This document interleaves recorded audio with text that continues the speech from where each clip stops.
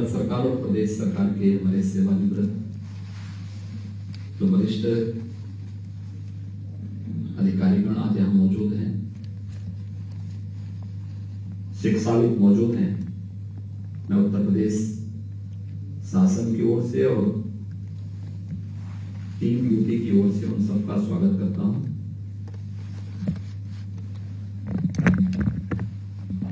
मुझे प्रसन्नता है कि देर से ही सही लेकिन आप सबके साथ इंडिविजुअली बातचीत करने, मिलने या संवाद करने का अवसर मिलता था, लेकिन सामूहिक रूप से यह अवसर नहीं आ पाया। कभी आप लोगों की व्यस्तता होती थी, कभी मेरी व्यस्तता होती थी, और मैंने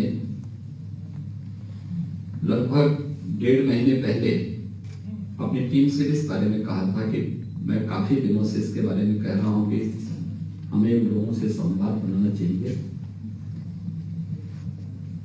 उनके अनुभव और आपके पास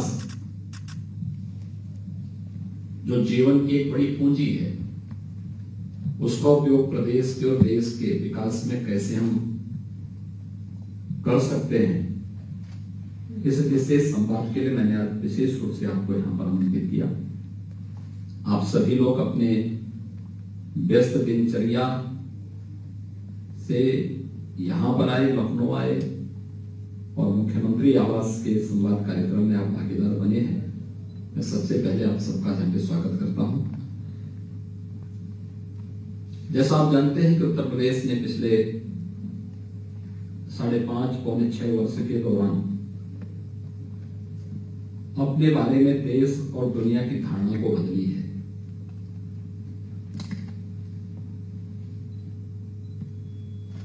आज से 6 वर्ष पहले का उत्तर प्रदेश के बारे में देश और दुनिया की क्या धारणा थी और आज के उत्तर प्रदेश के बारे में देश और दुनिया की क्या धारणा है। कोई भी व्यक्ति जो किसी एक विचारधारा से संबंधित नहीं, अगर निष्पक्ष रूप से इन सब की विवेचना करेगा तो उसको ये चीजें बहुत स्पष्ट रूप से देखने को मिलेंगी।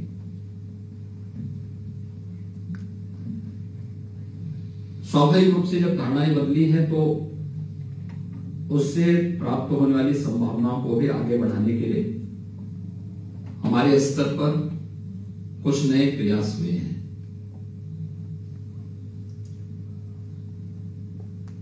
नए प्रयास के क्रम में हम लोगों ने 10 से 12 फरवरी के बीच में एक ग्लोबल इन्वेस्टर समिट का आयोजन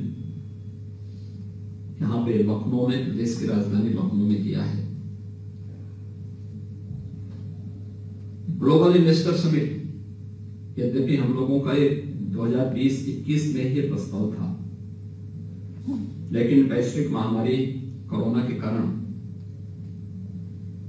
उस समय ये संभावनाएं आगे नहीं बढ़ पाई, हम उसे मूर्त रूप नहीं दे पाए।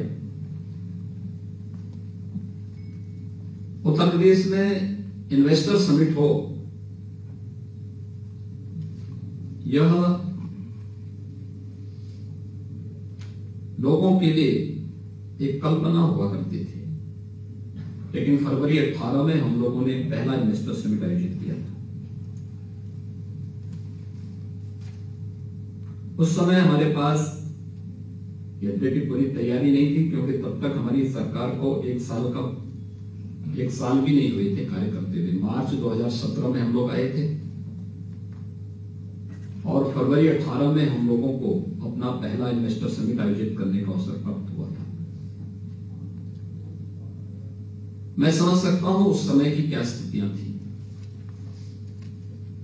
क्योंकि जब उत्तर प्रदेश में इन्वेस्टर समिट हो, उत्तर प्रदेश के भी औद्योगिक विकास के बारे में हम लोग देश और दुनिया को बताएं और उन्हें आमंत्रित करें,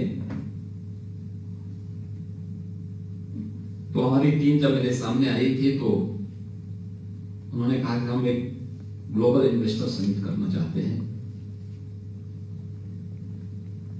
इस इन्वेस्टर समिट के लिए हम लोग चाहते हैं कि इसको आयोजित करने के लिए एक बैठक आपके स्तर पर हो जाए। मैंने उन लोगों से पूछा, मैंने कहा आप लोगों ने होमवर्क कर लिया है? उन्होंने कहा पूरा होमवर्क हो गया। मैंने कहा कितने का लक्ष्य आप लोगों ने रखा है? उन्होंने कहा कि साहब हम लोग चाहते हैं कि लगभग 1 से 1.5 लाख करोड़ रुपए का निवेश यूपी में हो। तो मैंने कहा फिर सबसे पहले इसका नाम बदल दो, इसका नाम ग्लोबल इन्वेस्टर समिट मत रखो, इसको यूपी इन्वेस्टर समिट रखो। अगर आप ग्लोबल नाम रखना चाहते हैं तो ग्लोबली इन्वेस्टमेंट भी दिखना चाहिए, लेकिन इसमें होमवर्क करना पड़ेगा बहुत। और मैंने कहा कम से कम निवेश का लक्ष्य वह रखो जो उत्तर प्रदेश का वर्तमान का बजट हो। मैंने कहा ये नहीं हो पाएगा। मैंने कहा होगा, आप चिंता मत करिए, आप पहले 1 लाख करोड़ से ऊपर बढ़िए। उन्होंने कहा नहीं, 2 लाख से ऊपर हम जा ही नहीं सकते। मैंने कहा मैं क्या कह रहा हूं, हमें अपना जो बजट प्रस्तुत करना है यह 4 लाख करोड़ से ऊपर का जाएगा, लेकिन आप मुझे बताओ कि अब इससे आगे हमें बात करनी है। उन्होंने कहा यह संभव नहीं हो पाएगा। तो 2018 में स्थिति थी, 17 की स्थिति थी, 17 के नवंबर दिसंबर की घटना थी। आज के हमारे स्पीकर उस समय हमारे औद्योगिक विकास के मंत्री हुआ करते थे और आईडीसी के रूप में उस समय से अनूप चंद पांडे जी इस समय कार्य कर रहे थे। तो लोग आए, इन्होंने कहा साहब इससे ज्यादा नहीं हो पाएगा। मैंने कहा चिंता मत करिए,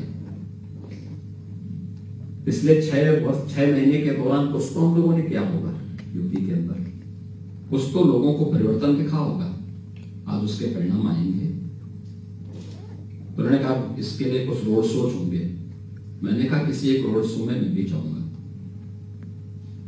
और मुंबई हम लोग गए थे, अकेले मुंबई से हमें 2.5 लाख करोड़ रुपए के प्रस्ताव उस समय मिले थे।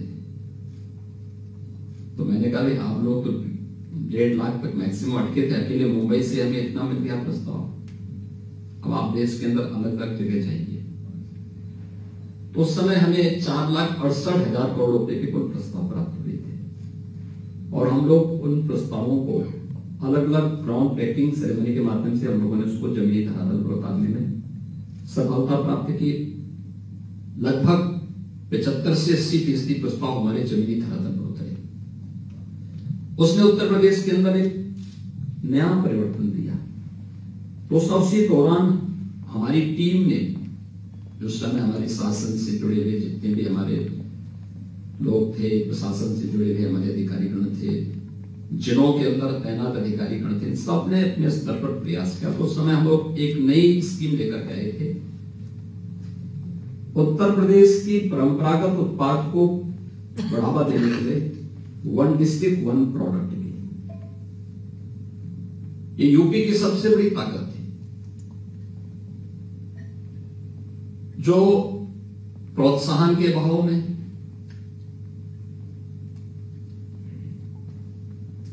दम तोड़ रही थी। उनके पास कुछ भी सपोर्ट नहीं था, उल्टा उन्हें प्रताड़ित किया जाता था, बंदी के कगार पर था।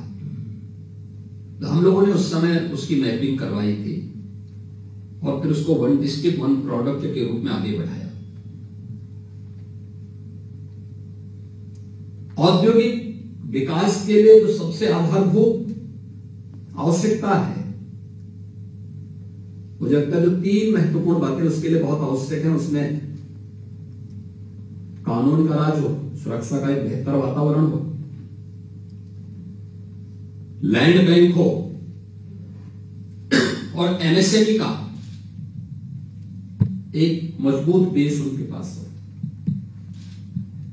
संयोग से हम लोग तब तक इसमें काफी कार्य आगे बढ़ा चुके थे। आज परिणाम है हमारे सामने। 1 डिस्ट्रिक्ट 1 प्रोडक्ट ने उत्तर प्रदेश के एक्सपोर्ट को दोगुने से अधिक किया है। कोई कल्पना कर सकता है कि मुरादाबाद का पीतल का उद्योग जो दम तोड़ रहा था, पॉल्यूशन कंट्रोल बोर्ड और अन्य अथॉरिटी के लोग हर दिन छापामारी करके उनको प्रताड़ित करते थे, आज पीएनजी की सुविधा उन्हें मिल गई है, 24 घंटे बिजली मिल रही है, 14 से 15 हजार करोड़ रुपए का एक्सपोर्ट अकेले मुरादाबाद कर रहा है इस समय, 14 से 15 हजार करोड़ रुपए का। भदोही का कारपेट उद्योग पूरी तरह बंदी की ओर था, आज 6 से 7 हजार करोड़ रुपए का एक्सपोर्ट अकेले भदोही से है। फिरोजाबाद का ग्लास उद्योग ताज के कारण बंदी की कगार पर था, आज फिर से रिवाइव हुआ है। अलग अलग जिले के अंदर लखनऊ की चिकनकारी, जितना इनको ऑर्डर मिल रहे हैं उसको पूर्ति नहीं कर पा रहे।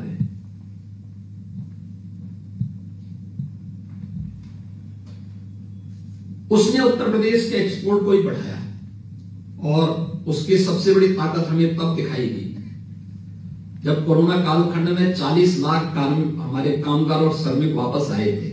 हम लोगों ने उनका स्किल मैपिंग किया और उस समय मैंने सभी एमएसएमई यूनिट से इस बारे में अपील की थी। मैंने कहा कम से कम 1 या 2 लोगों को अपने यहां समायोजित करो, जब बेरोजगार नहीं रहना चाहिए।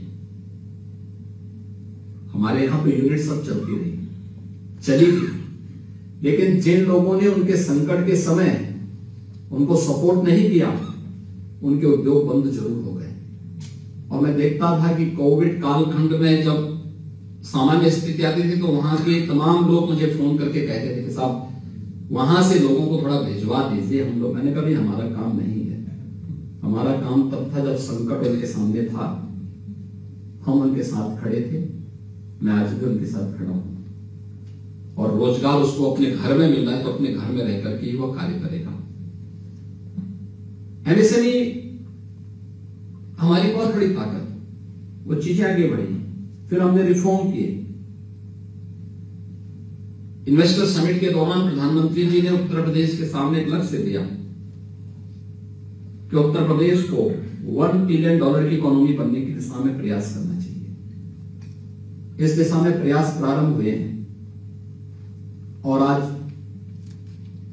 अब कोरोना से जब थोड़ी मुक्ति मिली है तो हम लोगों ने ग्लोबल इन्वेस्टर समिट के आयोजन करने का निर्णय लिया था और उसी की तिथि हम लोग तय कर चुके हैं। इसकी हमारी पूरी तैयारी हो चुकी है।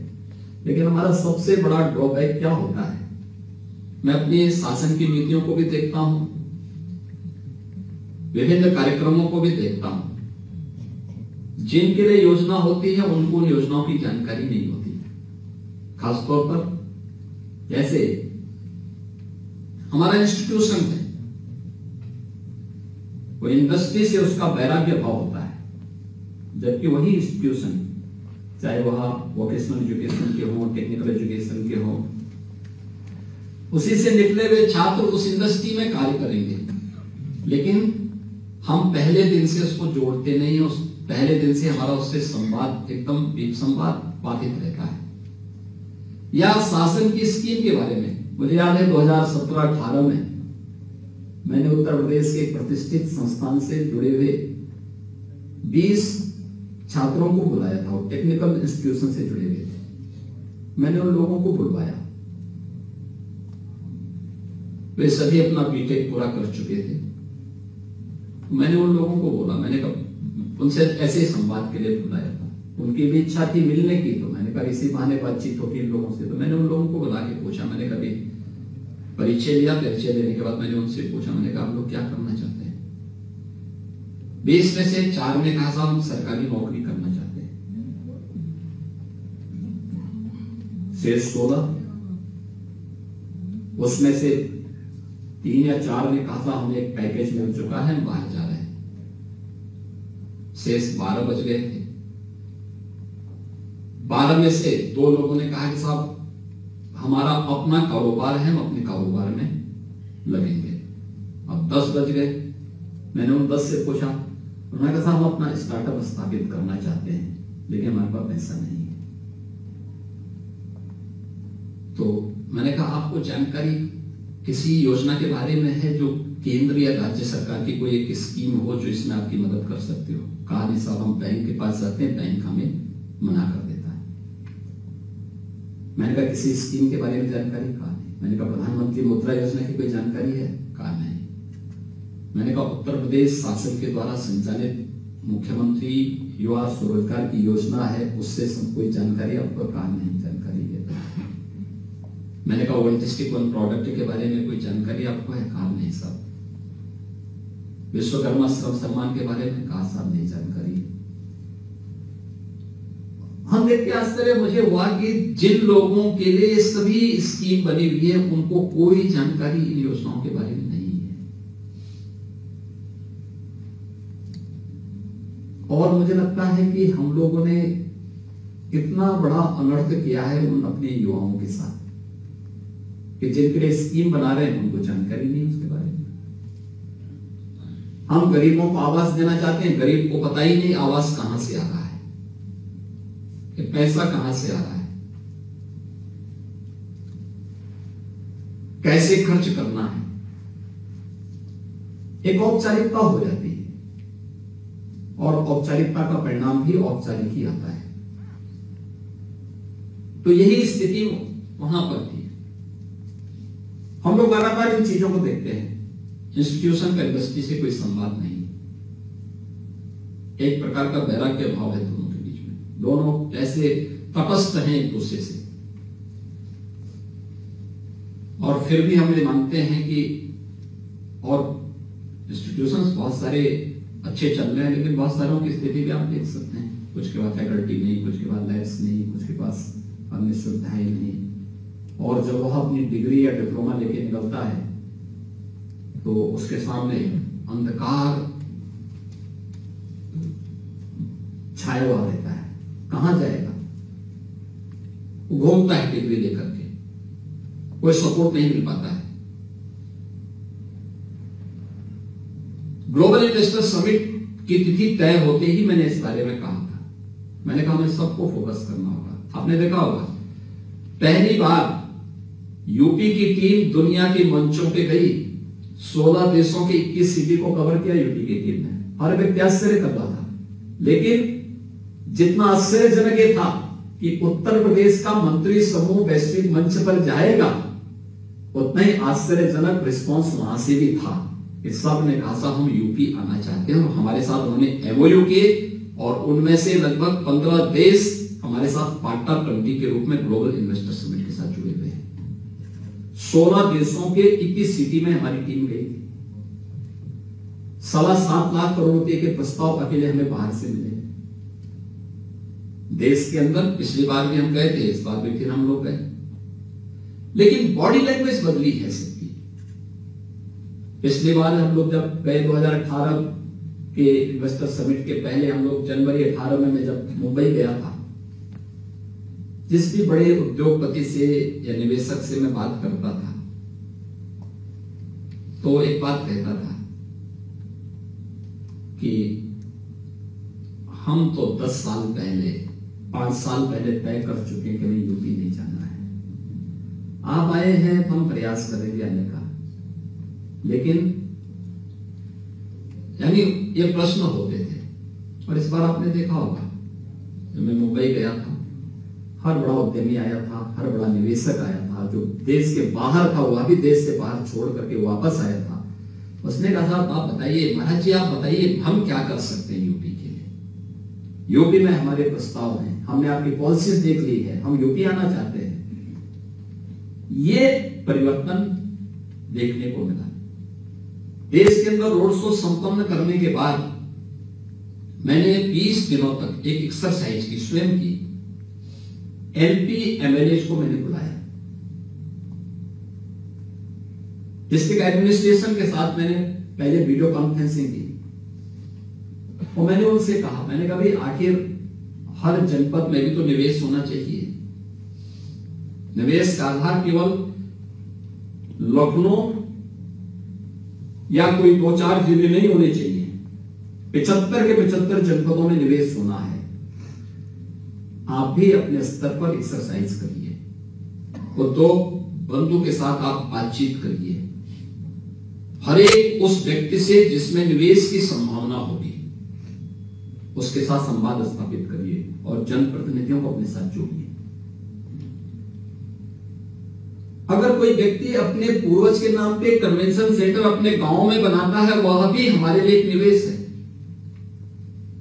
20 लाख, 25 लाख, 50 लाख और 1 करोड़ 2 करोड़ की पूंजी तो लगेगी ना उसमें। कुछ लोगों को रोजगार तो मिलेगा, कुछ लोग उसके माध्यम से गांव में परिवर्तन की एक नई आशा देखेंगे ना। गांव के लोगों को कुछ तो सुविधाएं मिलेंगी वहां पे। कोई अच्छा मेडिकल कॉलेज बना लेता है, अच्छा हॉस्पिटल बना लेता है, अच्छी पब्लिक स्कूल कोई बना लेता है या कोई अच्छी यूनिवर्सिटी बना लेता है स्टेट के अंदर प्राइवेट सेक्टर से उसमें निवेश करते हुए, तो हमें उसको प्रोत्साहित करना होगा। आप आश्चर्य करेंगे कि यानी छोटे छोटे जनपदों से कोई कल्पना ही नहीं कर पाता 3,000 4,000 करोड़ रुपए के प्रस्ताव कहां से आ रहे हैं। और ये वे प्रस्ताव है जिसको 100% उसको वहां लागू होना ही है। बैंकर्स के साथ जो हमारी बैठकें चल रही हैं वहां से और अच्छे परिणाम आ रहे हैं। यूपी का सीडी रेशो बढ़ा है, यूपी के अंदर लोग अब बैंक लोन देने को तैयार हैं। मुझे याद है जब मार्च 2017 में हमारी सरकार आई थी, हम लोगों को किसानों का कर्ज माफ करना था। कर्ज माफ और कहीं से मीडिया में लीक हो गया था, और लीक होने के बाद की स्थिति क्या थी, किसी भी बैंकर्स ने मेरा फोन नहीं उठाया था, क्योंकि पैसा राज्य के पास था नहीं उस समय। 36,000 करोड़ रुपए की बात आ गई। 36,000 करोड़ तो बात की बात थी, पहले बहुत बड़ी राशि थी।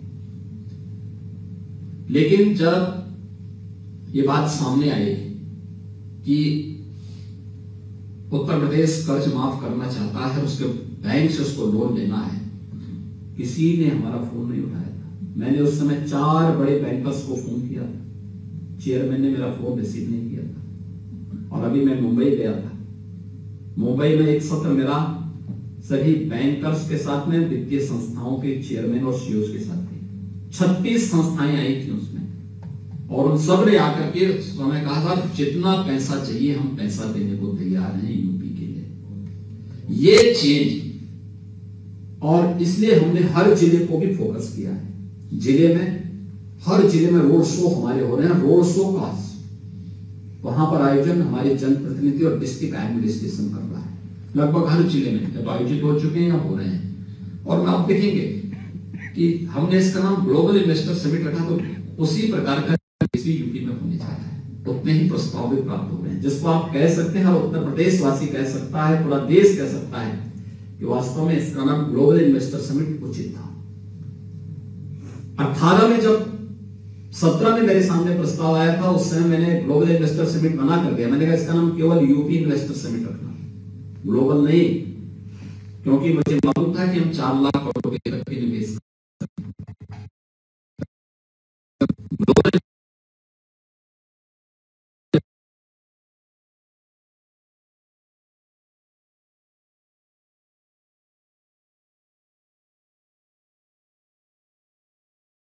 इस